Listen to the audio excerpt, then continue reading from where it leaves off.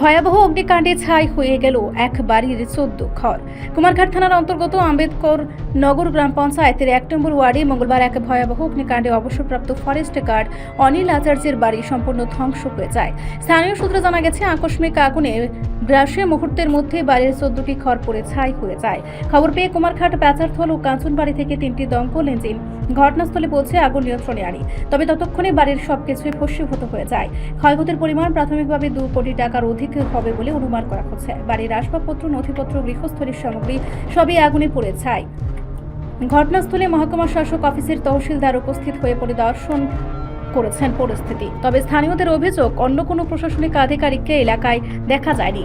এতে ক্ষতিগ্রস্ত পরিবার আরও গভীর উদ্বেগে রয়েছে। অনিল আচার্যের পরিবার জানিয়েছে, তিনি নিজের স্ত্রী এবং 3 কন্যা, এর মধ্যে 2 কন্যা বিবাহিত। এছাড়া বাড়িতে 7 জন ভাড়াটিয়া বসবাস করছিলেন। হঠাৎ এই অগ্নিকাণ্ডে তারা সবাই নিঃস্ব হয়ে পড়েছেন। পরিবার ও ভাড়াটিয়ারা বর্তমানে আশ্রয়হীন অবস্থায় রয়েছেন। প্রতিবেশীরা জানিয়েছেন, অনিল আচার্য দীর্ঘদিন বন দপ্তরে কর্মরত ছিলেন এবং অবসর গ্রহণের পর গ্রামের শান্তিপূর্ণ জীবনযাপন করছিলেন। কিন্তু এই দুর্ঘটনা তার পরিবারের জীবনকে একেবারে উলটপালট করে দিয়েছে। স্থানীয় প্রশাসনের কাছে দ্রুত পুনর্বাসন ও ক্ষতিপূরণের দাবি জানিয়েছেন। এই ভয়াবহ অগ্নিকাণ্ডে গোটা এলাকায় আতঙ্ক ও শোকের ছায়া নেমে এসেছে। গ্রামবাসীরা বলেছেন, এমন দুর্ঘটনা প্রতিরোধে গ্রামে অগ্নি নির্বাপক ব্যবস্থা ও সচেতনতা বাড়ানো জরুরি। ক্ষতিগ্রস্ত পরিবার এখনো সরকারি সাহায্যের অপেক্ষায় দিন গুনছে। গ্রাম পঞ্চায়েতের 1 নম্বর ওয়ার্ডে অনিল চন্দ্র আচার্যের বাড়িতে আগুন হয়ে যাওয়া। আমরা আসলাম, লোকে দেখলাম যে মানে প্রচণ্ড আগুন, 14-15টা ঘর, মোটামুটি অনেক কিছু ক্ষয়ক্ষতি হয়েছে। আগুন পুরোপুরি স্প্রেড হয়ে গেছে। সাথে সাথে আমরাও কুমার ফায়ার সার্ভিস কাজ করছি, পাশাপাশি আপনার কাঞ্চনবাড়ি ফায়ার সার্ভিসে, পেশাতল ফায়ার সার্ভিসে সবুজে তারাও আছে।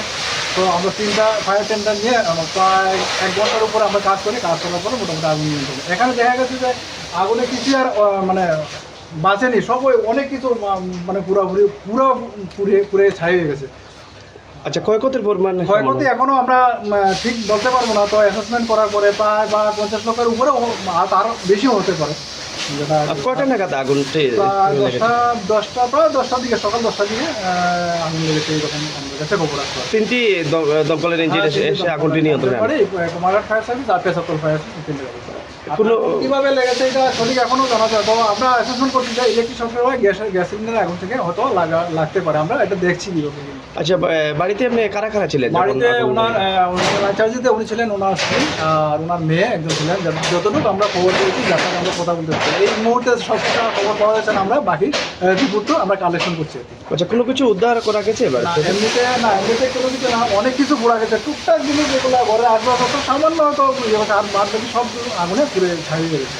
আপনারা তদন্ত ক্রমে এখন অব্দি মানে ফাইনাল কিছু জানা না, এখন পর্যন্ত বাড়ির লোকের সাথে আমরা এখন কথা বলতে পারছি না, তাই না? একটু মানে যেহেতু আগুন লেগেছে, তাই না, একটু ব্যস্ততার মধ্যে আছে। আমরা এগুলো দেখছি এবং আমরা ওদের সাথে বাড়ির যিনি গার্জেন, উনি কী করতেন? তাই না, রিটায়ার্ড পারসন, এখন আছে। ধন্যবাদ। রিপোর্ট সংবাদ প্রতীক্ষা।